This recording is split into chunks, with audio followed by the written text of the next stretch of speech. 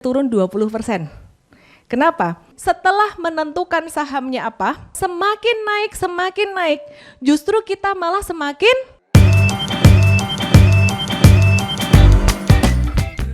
kita mau belajar tentang money management dari investasi saham dan aku nggak akan terlalu textbook ya di sini. Jadi Bapak Ibu semuanya aku penasaran di sini siapa di sini yang udah nasabah Mandiri Sekuritas, boleh angkat tangannya?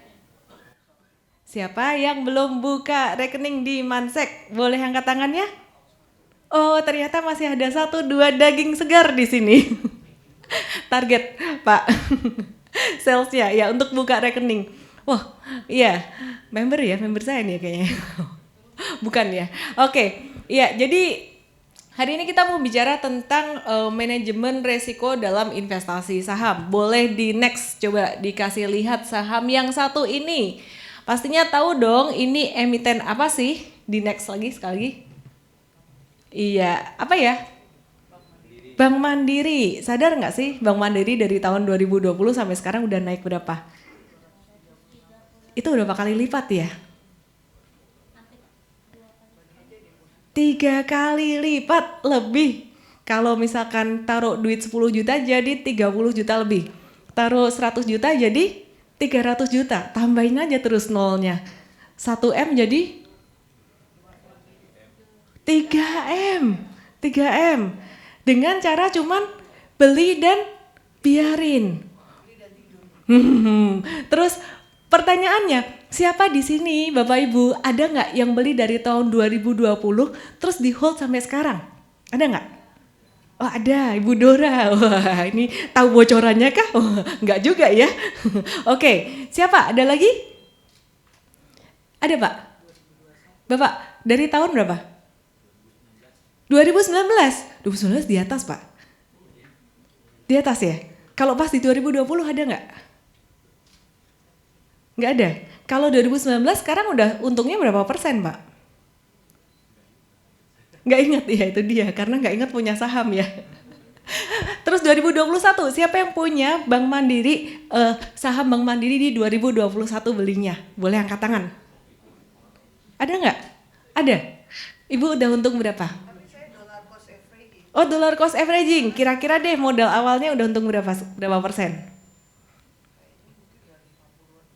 50-60 persenan ya. Ada lagi yang lain? Ada Pak? Punya juga? Enggak? Nah ini dia nih. Udah dijual, sama dong kalau gitu. Ini dia nih. Ya, jadi ada saham tuh yang sebenarnya kalau kita biarin aja, untungnya tuh bisa berkali-kali lipat. Pertanyaannya adalah tidak banyak orang yang tahu seperti ini. Terus ditanya balik dong, emang Ellen punya? Saya punya, tapi sudah saya jual juga, tapi saya buyback.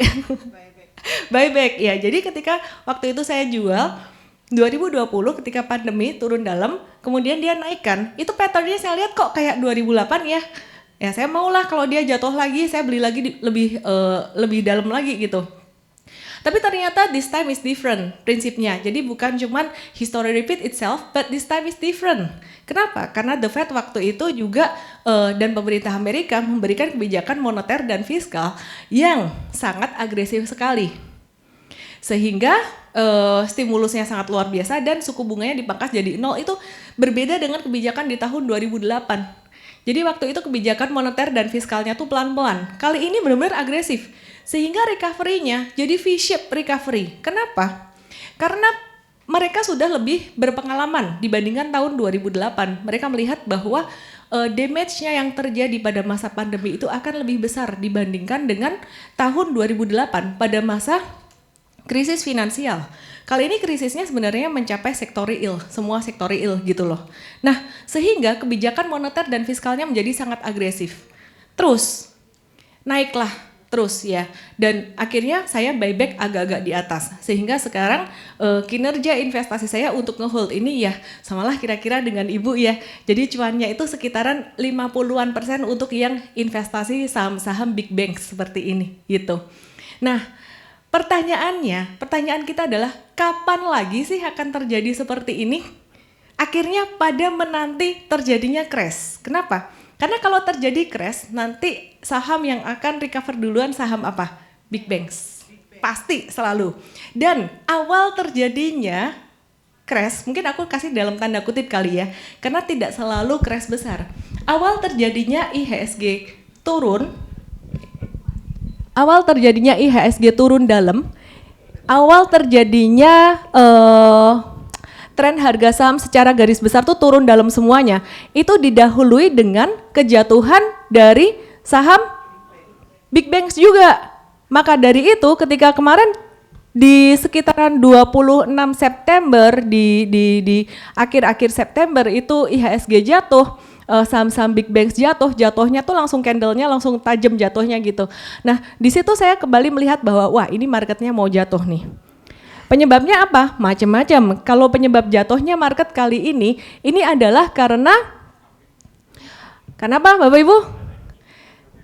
Karena 10 years bond yield ya, imbal hasil 10 tahunan obligasi di Amerika itu naik tinggi, dan tidak hanya di Amerika tapi di berbagai negara, dan itu biasanya korelasinya ke saham kebalik turun. Nah market kita itu sangat kuat sekali. Sebenarnya 10 years bond yield-nya itu naik tuh udah naik terus, tapi IHSG kita nggak langsung turun. Dia bisa sideways dulu, terus turun, bisa naik lagi, baru turun lagi, cukup kuat. Jadi kita bisa bilang sebenarnya market kita tuh cukup kuat. Nah, tapi di sini kita bisa jadiin satu tanda bahwa kapan terjadi crash secara keseluruhan di market atau market akan turun diawali dengan turunnya Big Bangs. Biasanya seperti itu. Dan kalau udah seperti itu, kita mesti juga harus hati-hati dengan saham-saham yang lainnya. Tapi di sisi lain, ketika terjadi crash, yang bangun duluan juga Big Bangs. Nah, nanti jika terjadi di suatu hari nanti IHSG turun 20% lebih, definisi saya crash itu IHSG turun 20%. Kenapa? Karena di tahun 2018 itu cuma 17%, 2015 atau 2013 itu 25%. Di 2008 itu jatuhnya 40% dari puncak sampai bottom gitu. Dan 60% dari puncak sampai bottom. Dan di tahun 2020 kemarin jatuhnya 40% aja gitu. Jadi kalau IHSG udah jatuh sekitaran 20% itu terjadi crash sebenarnya. Dan setelah saya mengikuti beberapa kali terjadi crash, akhirnya saya menyimpulkan bahwa pada dasarnya perusahaan yang fundamentalnya sangat bagus itu naik nggak? Selalu naik nggak? Nunggu giliran, ada yang nunggu giliran. Big Bangs selalu naik duluan, tapi kali ini consumer goods nunggu giliran. Consumer goods kemarin nggak langsung naik waktu pandemi. Sekarang baru gilirannya consumer goods ini baru akan naik gitu.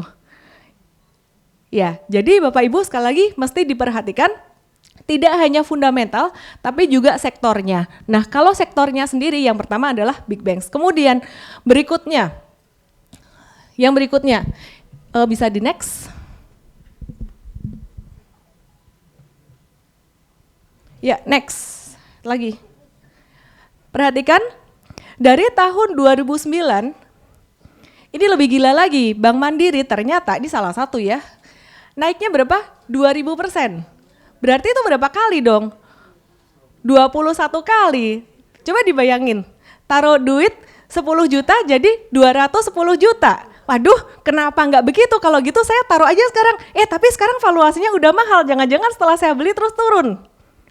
Problemnya investor jangka panjang apa? Problem dari investor jangka panjang adalah fluktuasi jangka pendek. Pas terjadi fluktuasi jangka pendek, pas terjadi turun, bingung. Siapa di sini yang mengikuti di MVest itu, kita ada satu program investing baru ya, namanya MVest itu ya. Jadi di MVest tuh ada satu recommendation saham S Hardware waktu itu. Sekarang udah naik sekitaran 90%, termasuk salah satu best performer kita untuk long term investing. Tapi sejak pertama kali direkomendasi, saham ini sempat turun 14%, sempat rugi 14%. Kemudian naik lagi, cuan 5-10%, seneng. Abis itu turun lagi, waduh pusing dong. Nah, saya bisa dengar nih curhat-curhatan dari investor-investor, para investors.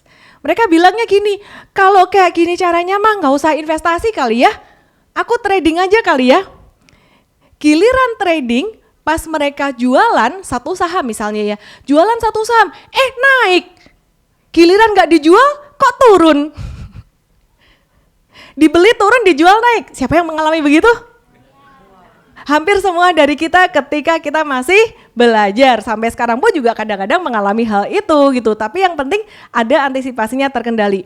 Nah, di situ kita kasih tahu, di Invest kita kasih tahu. Jadi jangan buru-buru jualan dulu. Kalau misalkan kamu belum mencapai maksimal dari batas toleransi kamu memiliki saham ini, boleh beli lagi. Nah, jadi tipsnya nomor 1 yang boleh Bapak Ibu catat adalah kalau mau long term investing, setelah menentukan sahamnya apa, jadi saya nggak masuk ke stock picking, mungkin nanti aja stock pickingnya karena judulnya hari ini money management. Jadi setelah menentukan sahamnya apa, nomor 2 yang ditentukan adalah berapa persen Bapak Ibu tuh mau punya saham tersebut. Paham nggak? Jadi misal punya satu portfolio itu total uangnya 100 juta. Dibagi-bagi. Oke, satu saham saya maunya punya 20%. Oh, yang ini BMRI dia fundamentalnya bagus misal nih. Saya mau punyanya sekitaran 30%. 30% dari 100 juta berarti berapa? 30 juta. Nah, cara belinya jangan langsung dihajar. Cara belinya kita lihat timing. Poin nomor 3 berarti apa tadi? Cara beli. Kalau poin nomor 2 tadi adalah jumlahnya. Yang ketiga adalah cara belinya. Jangan langsung dihajar. Nah, pas Bapak Ibu mau investasi jangka panjang, belinya bertahap dikit-dikit. Tergantung apa? Valuasi. Valuasi atau timingnya. Kalau pas timingnya murah, mau beli banyak kan silahkan. Pas timingnya murah banget nih, mau beli 15 juta dulu atau separuh dari yang dialokasikan, silahkan. Habis itu ternyata turun lagi, nambah lagi. Ternyata nggak turun nih. Tunggu beberapa bulan malah naik, ya udah punya beberapa alokasi lagi, tadi sisanya berapa? 15 juta kan ya, dari 30 juta itu beli lagi. Abis itu ternyata dia turun, gemes nih, waduh kemarin harusnya saya nggak beli lagi nih, harusnya saya belinya pas turun nih, aduh nambah lagi deh, boleh nggak? Ibu nggak? Ada lagi yang beli lagi? Nah, bingung nih. Jadi gini. Rule nomor 1, pilih sahamnya. Tidak semua saham bisa untuk diinvestasi. Rule nomor 2 adalah tentukan maksimalnya dulu. Mau punya berapa banyak. Rule nomor 3 adalah patuhi rule nomor 2. Rule nomor 3 tuh time to buy kan tadi ya. Jadi kalau misalkan time to buy-nya meleset-meleset dikit, itu nggak jadi satu hal yang signifikan. Jika perusahaan ini secara fundamental sudah bagus dan secara valuasi belinya juga nggak pas mahal-mahal amat. Sekarang pertanyaannya, kalau mau investasi pada perusahaan bagus seperti Big Bang seperti ini ya, ini valuasinya sudah mahal sekali. Gimana caranya? Nyicilnya makin pelit. Misal, biasanya nih 100 juta semua saham gitu ya, 30 saham untuk saham A gitu. Nah saham ini valuasinya sudah tinggi, berarti belinya jangan langsung separuhnya dari 30 juta itu. Beli berapa? 5 jutaan. Makin turun makin dibeli. Gitu ya. Paham sampai sini Bapak Ibu? Mengapa seperti itu? Kenapa kita punya rule nomor 2? Rule nomor 2 ini sangat penting sekali karena saya praktekin sendiri. Nah, dan saya punya banyak members di situ, jadi saya dengar curhatan mereka. Rule nomor 2 ini tercipta ketika ada satu curhatan member yang ngomong gini, saya tuh punya saham ini sampai banyak banget 50% dari total portfolio. Kenapa? Karena mendengar arahan dari investor legendaris dunia tuh siapalah pokoknya, kalau turun beli lagi, kalau turun beli lagi, sampai duitmu habis gitu. Selama masih punya duit, beli lagi gitu. Iya sih perusahaan tuh fundamentalnya bagus, turun beli terus. Tapi kan ya nggak caranya gitu. Jadi lama baliknya gitu. Kalau turun beli lagi itu kalau misalkan duitnya nggak habis-habis serinya ya nggak masalah gitu. Tapi sebagai investor retail ya punya batas juga kan ya. Semua orang punya batas gitu. Nah jadi caranya adalah batasin dulu di awal. Batasin dulu di awal. Supaya apa? Seperti yang tadi Bu bilang. Kalau misalkan ternyata dia nggak naik, ternyata dia malah turun terus, Bapak Ibu tuh nggak kehabisan amunisi. Sampai di sini kira-kira setuju? Ada pertanyaan sampai di sini? Belum ya? Oke, jadi boleh silahkan Bu. Terima kasih Mbak Ellen. Saya sudah pengalaman ikut trainingnya Bu Ellen sejak 2015 dan ikut EMPA juga, Ellen May Premium Access sejak 2015, 2016, 20. Jadi saya udah hafal. Yang ingin saya tanyakan, saya baca beberapa buku dan juga belajar dari Google bahwa kalau harga seperti tadi Ibu Ellen May katakan bahwa beli semakin bawah. Kalau menurut saya kurang setuju. Karena apa? Bukan masalah dananya terbatas ya, tapi kita kan tidak tahu bahwa turunnya itu sampai bagaimana gitu. Jadi ibaratnya kita tuh menangkap pisau tajam kan, catch the falling knife ya, kalau yang saya baca di buku-buku ya. Jadi yang saya meskipun harga itu jatuh, tapi dia harus ada suatu momen pembalikan, reversal harganya. Jadi kalau misalnya seperti tadi beli misalnya 5 juta atau 1 juta gitu. Kalau saya kurang setuju karena kita nggak tahu batas turunnya sampai gimana gitu.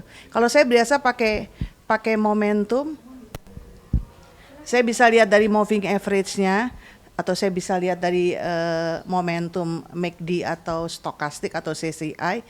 Nah, nanti kalau dia sudah saya rasa naik, kalau saya bilang reversal ya, bukan retracement ya, karena beda kan reversal dengan retracement ya. Baru saya berani masuk. Jadi saya yakin itu bukan false breakout atau false rebound gitu. Ibu Titut, Saptawati Rahayu. Mandiri Sekuritas. Dari Mandiri Sekuritas. Luar biasa, tepuk tangan buat Ibu Titut. Oke deh. Wah, Ibu ini trader sejati. Jadi 2015 mantap Bu. Mantap. Nanti ikut MVest ya Ibu ya. Ikut MVest nanti Ibu ya. Oke. Jadi gini Bapak Ibu.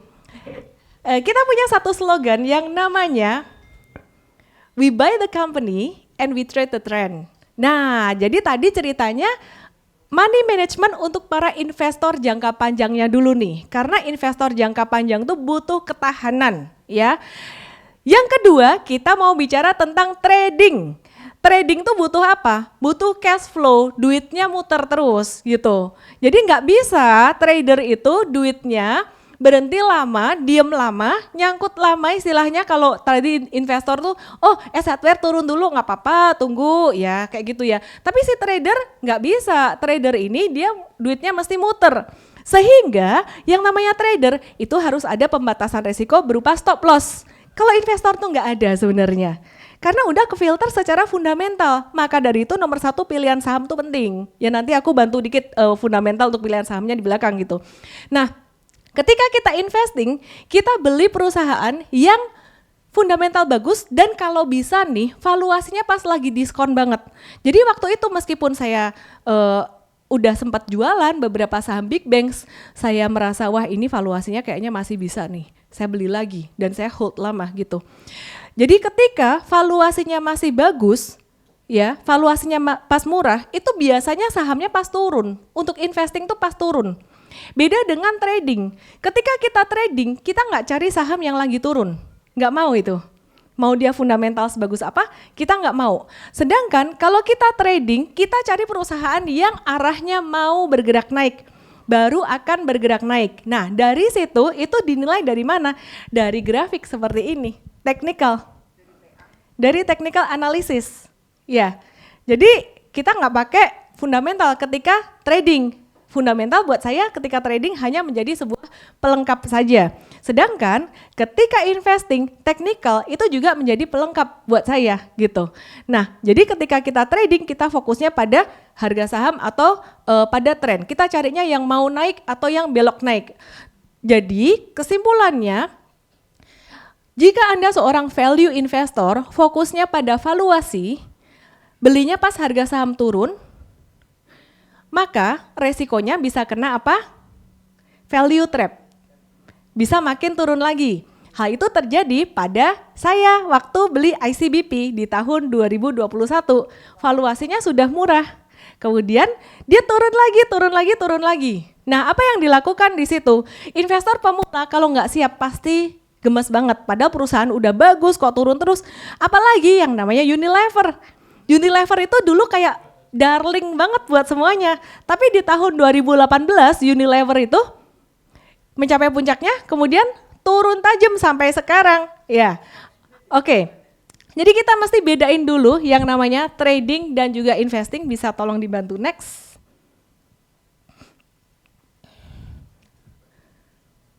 Next. Yuk, terus cepat sampai ke investing versus trading, sampai ke table. 2 slide lagi. Ya, satu lagi, 1 slide lagi, yuk cepat. Ya, tampilin semuanya. Ya, satu lagi, oke, thank you.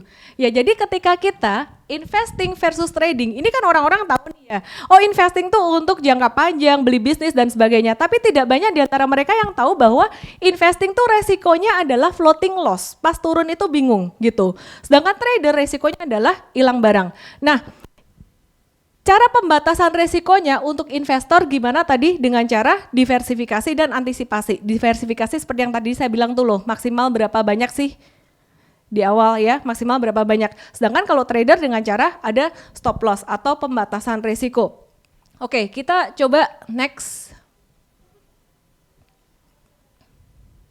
Oke, kita bahas strategi cara memilih saham ya. Oke, ke investingnya dulu. Terus, ya, investing. Yang pertama, buy the company caranya gimana? Nomor 1, pilih perusahaan yang bisnis modelnya. Nomor 1, bisnis modelnya dulu. Bisnis modelnya dia itu cenderung stabil dan defensif. Jangan pilih perusahaan yang cyclical. Cyclical itu seperti apa? Ya, seperti contohnya batu bara dan juga komoditas lainnya. Kalau dilihat chart jangka panjangnya, itu kan zigzag gini. Ya kan? Nah, sedangkan kalau perusahaan-perusahaan yang bagus tuh, dia jangka panjangnya begini. Tapi saya kasih tahu Bapak Ibu, masih nyambung sama yang tadi lagi nih. Ingetin saya kalau saya lupa. Unilever dulu chartnya juga begini terus, monthly-nya sampai 2018. Nanti saya kasih tahu caranya biar selamat dari kayak gituan gimana. Karena banyak yang bilang, jangan-jangan nanti BMRI atau perusahaan-perusahaan big banks besar itu bisa jadi kayak Unilever loh gitu. Kemarin saya kan ngomong sama teman saya investor pemula gitu. Kamu udah nih beli saham ini aja Himbara atau big banks gitu. Terus si investor yang lebih seniornya bilang, enggak juga loh, nanti jangan-jangan bisa kayak Unilever loh gitu. Oh iya juga ya, akhirnya dapatlah ide baru. Caranya gimana nanti saya kasih tahu. Oke, investing. Cara memilih perusahaan yang berikutnya gimana? Masih poin nomor 1. Kalau tadi bisnis modelnya dan juga pangsa pasar, menguasai pangsa pasar, kita lihat dari manajemen, susah mau lihat manajemen perusahaan by the way, kita lihat profitabilitasnya. Berikutnya kita lihat profitabilitasnya. Kalau mau long term investing, minimal banget fundamental tuh ngecek minimal banget perusahaan tuh harus setidaknya untung 3 tahun terakhir. Ya, dan keuntungannya didapat dari keuntungan operasional, bukan keuntungan dia jual aset, bukan keuntungan dia jadi dari investasi, nanti beli dia ada investasi di saham apa, cuan gede, abis itu kuartal berikutnya sahamnya jatuh dia ikutan rugi gitu, perusahaan itu ikutan rugi gitu. Nah, jadi keuntungannya dari operasional perusahaan. Terus kemudian yang berikutnya valuasi, terakhir valuasi, dan yang lebih terakhir lagi aku lihat secara teknikalnya. Nah kemudian yang berikutnya nih, ini udah dibahas semua, by the company, fundamental, valuasi. Yang terakhir adalah teknikalnya ngelihat secara monthly. Jadi kalau aku investing aku tetap ngelihat teknikal. Nanti aku akan share contohnya. Bisa dibantu charting mandiri nanti dari mandiri? Bisa ya? Bisa disiapin aja di mouse-nya charting tools-nya. Oke. Terus kemudian trading. Ya, back tadi yang trading.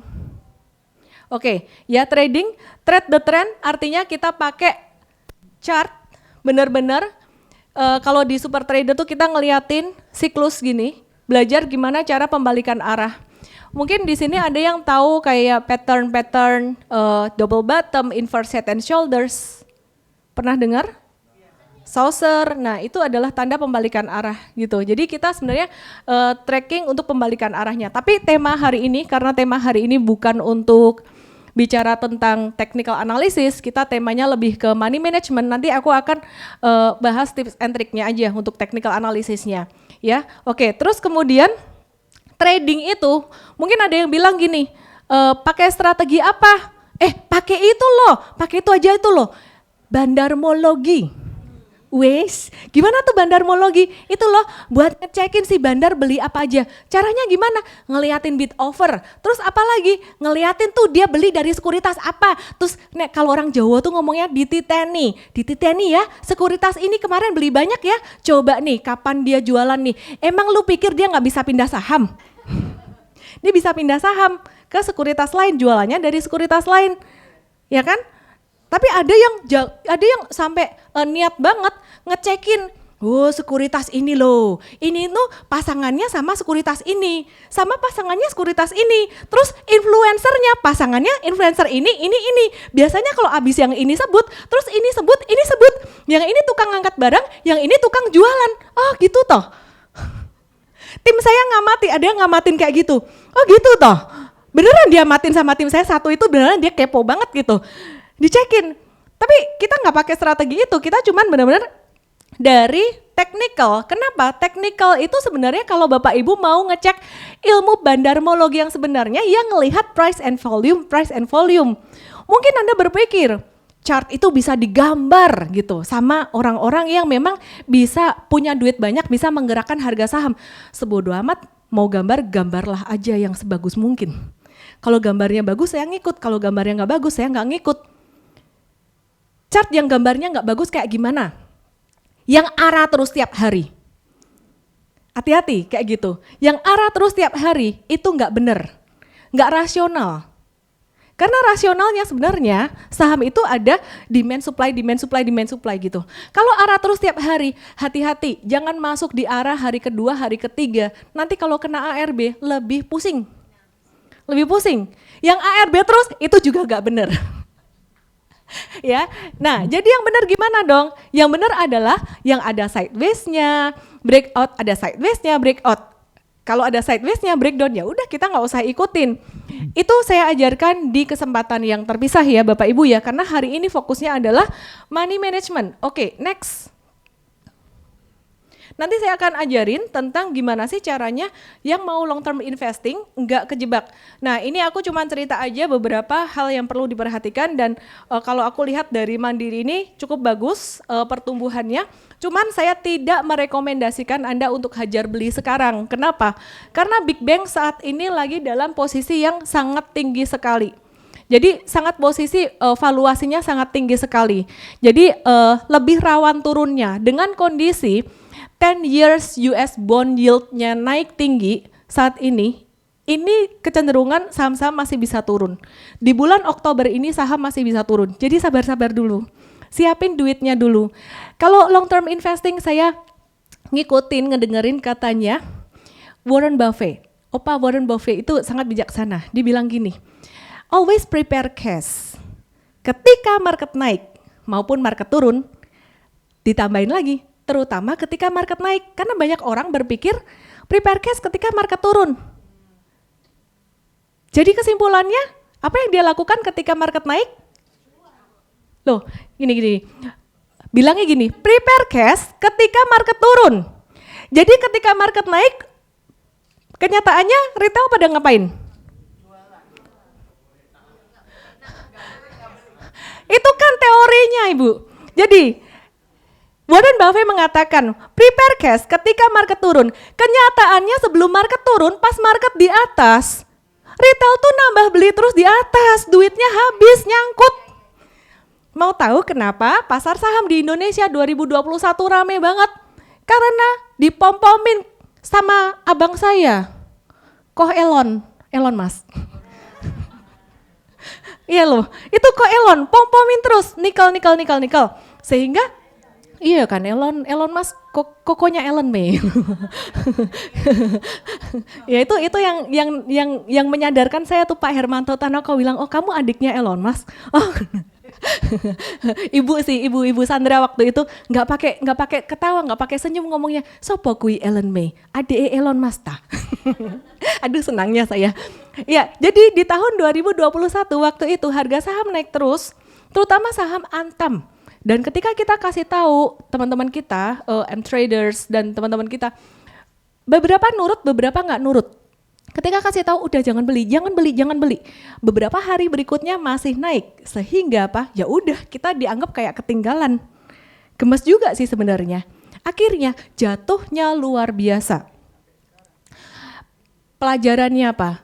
Kalau pasar saham semakin naik, justru kita malah semakin tahan diri ya. Jadi kalau secara teknikal sebenarnya best buy itu adalah pertama kali ketika dia sideways, breakout yang pertama. Begitu dia sideways kedua, ketiga, keempat naik sampai atas. PANI, AMMN dan lain-lain PGEO mau naik terus silakan. Jangan dikejar di atas. Problemnya banyak investor yang pemula dengan yang sudah pengalaman, bedanya di situ. Yang pemula semakin ke atas semakin dibeli. Sehingga ketika dia mau dengerin nasihatnya si investor yang berpengalaman, belilah ketika prepare cash ya. Ketika market turun nggak punya duit. Sehingga Warren Buffett itu pinter. Dia ngomong apa? Sedia cash selalu, terutama ketika market naik. Kenapa?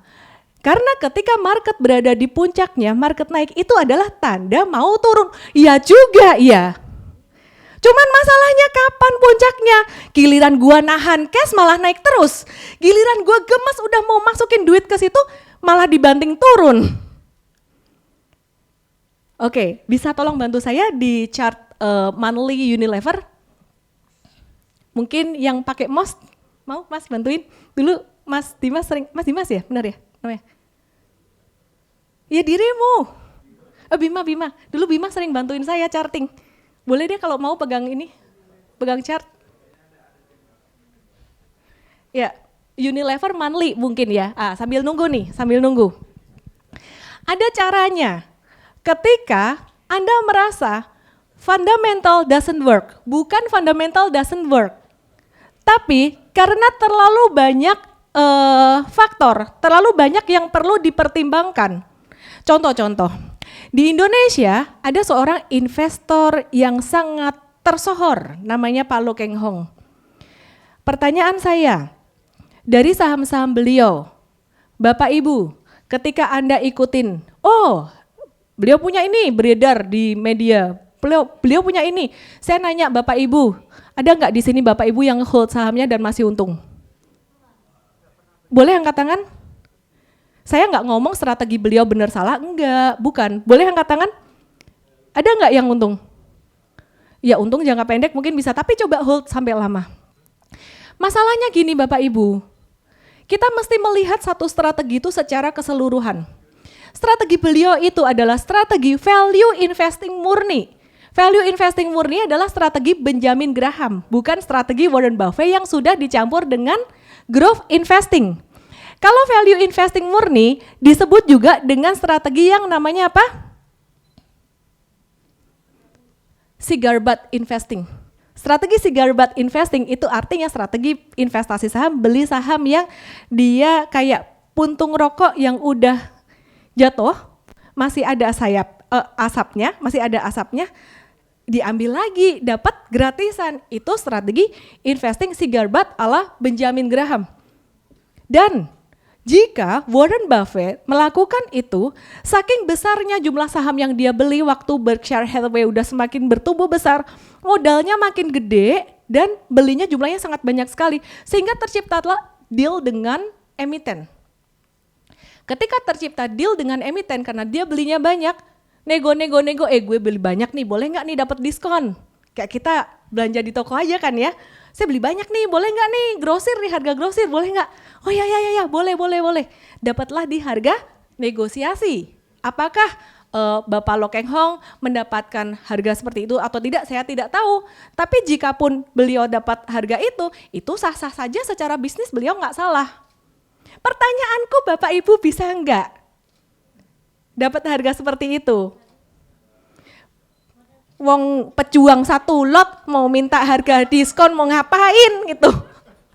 Pejuang satu lot semua saham dibeli buat bisa dapat rapat umum pemegang saham.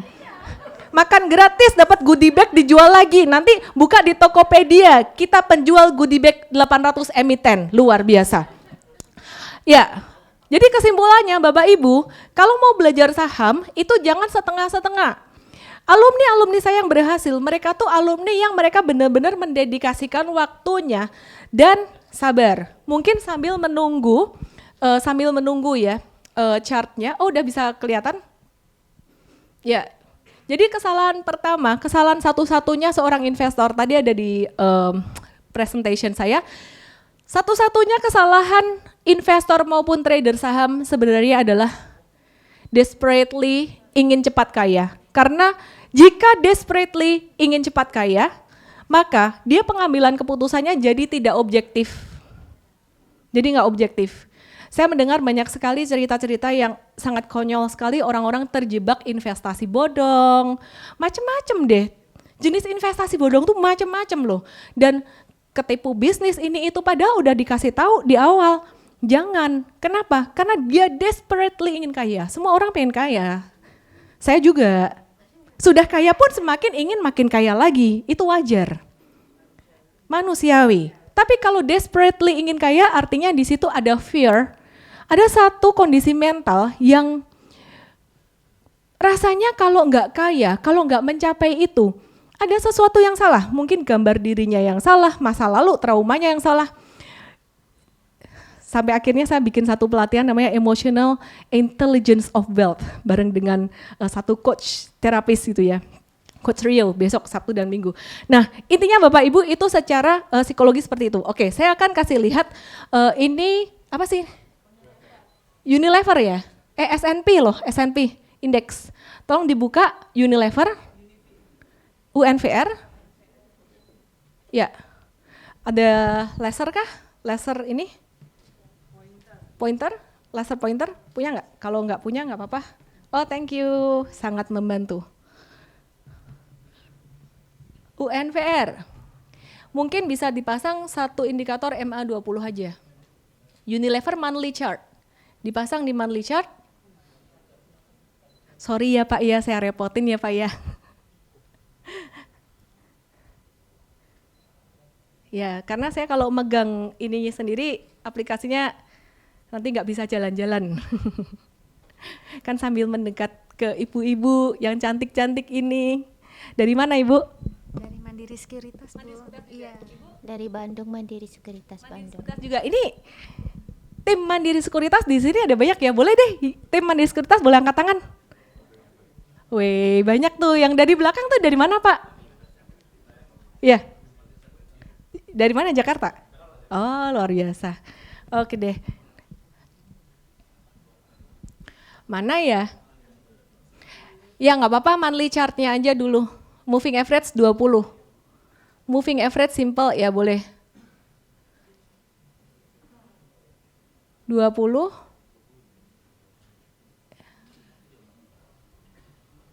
Ya nggak apa-apa. Jadi gini, Bapak Ibu, ini adalah grafik UNVR. Sekalian promo follow Instagram saya, Ellen May _official, besok Senin tak ulang lagi deh. Ini udah 2 kali saya bahas di Instagram live saya, yang ngikutin pasti tahu. Ya besok Senin saya ulang lagi. Jadi Unilever itu puncaknya di, sorry ini masih daily chart kayaknya ya. Bener gak sih? Ya tolong diubah ke monthly. Oh bukan, yang di atas. 2 hours itu diganti. Nah 2H itu diganti 1M ke bawah, 1 month. Oke. Ya ditarik ke kiri dikit. Dilebarin. Ya. Perhatikan di sini. Oke stop, thank you. Aduh ini nggak muncul. Nggak muncul. Oh muncul nggak sih? Ini kursor saya ya? Oh canggih sekali dia, nggak merah warnanya. Dari situ kelihatan nggak? Dari sana kelihatan? Aman ya, oke good. Iya. Jadi perhatikan di sini, mungkin bisa ditambah satu moving average 20 kalau bisa. Ya. Jadi di sini ini tuh sebenarnya dia jatuh dari moving average 20. Anda kalau nggak mau pusing, pasang aja itu.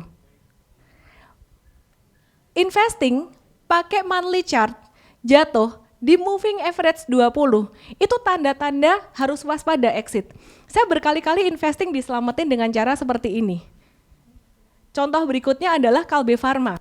Ketika saya pakai cara itu, ya ini tadi Unilever dulu, saya jelasin yang Unilevernya ya. Ya.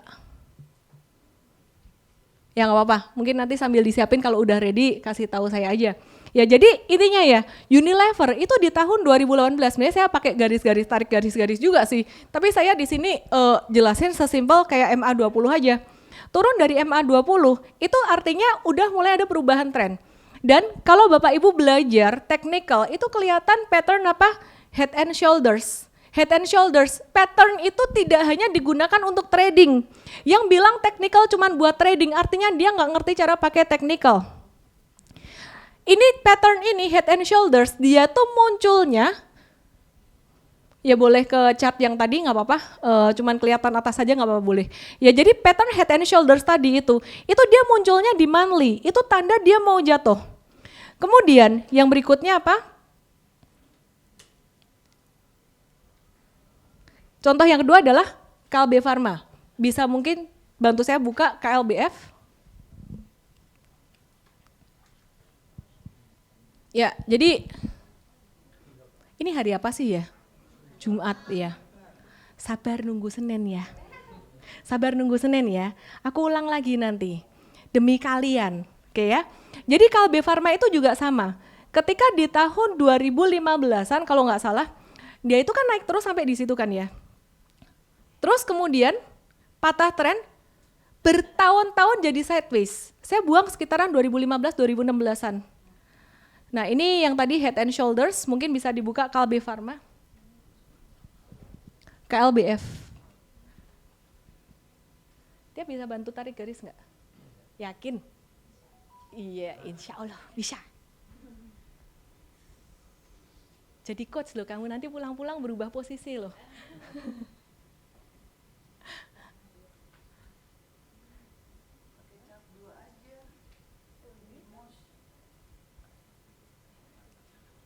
Ya, nggak apa-apa, udah aman, boleh. Nah, ini dia nih. Tia, aku minta tolong dong Tia, digambarin garis tren yang mirip dengan MA biru itu Tia. Sama, ya. Jadi perhatikan aja garis biru ini, Bapak Ibu. Perhatikan garis biru ini ya. Nah, di sini Kalbe Pharma ini tahun sekitaran, oh bukan 2015-an. Naik dikit. Di sini, nih perhatikan di sini nih. Delete ya, pakai ini aja nggak apa. Udah, di sini ya, perhatiin di sini Bapak Ibu ya. Ini kan dia nggak pernah toh turun di bawah yang biru. Ini turun dikit naik lagi, ya kan? Begitu dia breakdown dari MA biru ini, dia sideways bertahun-tahun loh. Kalau nggak keluar dari situ, jadinya gimana? Bertahun-tahun investasinya nggak fruitful. Sampai akhirnya dia breakout atau naik lagi dari garis yang saya kasih di sini. Ini angka berapa saya udah nggak kelihatan. Yang ditaruh di sini. Breakout dari situ. Dan saat ini si Kalbe Pharma baru aja dia turun lagi kena ke support itu. Oke, nggak bisa semuanya full technical kalau investing. Harus dikombin dengan fundamental. Valuasi dia udah agak mahal. Jadi kalau long term investing mestinya belinya dikit-dikit aja. Tapi saya melihat dia trennya dalam jangka panjang akan cukup bagus. Nah, satu lagi CTRA, mungkin ini terakhir. CTRA bisa dilihat secara monthly chart. Ya, CTRA secara monthly chart. Ya, di sini. Di sini nih. Perhatikan di tahun 2008, 2009 waktu itu saya beli karena valuasinya murah. Dan kemudian di atas ini yang bikin saya bisa untung sampai 1.500% meskipun jumlahnya nggak banyak Bapak Ibu. Kenapa? Karena lupa punya saham itu kayak tadi Bapak punya berapa? Gak ngerti aku, pokoknya aku lupa aja gitu. Ya jadi di sini Ini tuh terjadi satu pembalikan arah. Kalau secara teknikal itu terbentuk satu pattern spike. Kalau pattern spike itu dalam jangka pendek pun kita udah waktunya jualan gitu. By the way, bicara tentang saham ini ada banyak sekali hal yang kita bisa pelajarin. Coba balik ke materi lagi. Balik ke materi, mungkin bisa sampai yang materi yang paling akhir kali ya. Yang saya mau kasih satu program. Oke, slide paling akhir. Ya, jadi Bapak Ibu ada banyak sekali yang perlu dipelajari, saya akan summary. Jika Bapak Ibu di sini pemula, gak usah pusing, gak usah takut. Saya berjanji nanti akan kasih materi yang sangat mudah dipahami. Ini kurang huruf A, ngomong-ngomong bisa minta tolong dibantu edit atau scan barcode aja. Tia tolong dibantu kasih tahu di ininya. Di Google Drive-nya diedit, nggak bisa, dari Masnya nggak bisa edit, Hanin harus edit. Ya, jadi mtrade.id /kelas pemula atau just scan the barcode.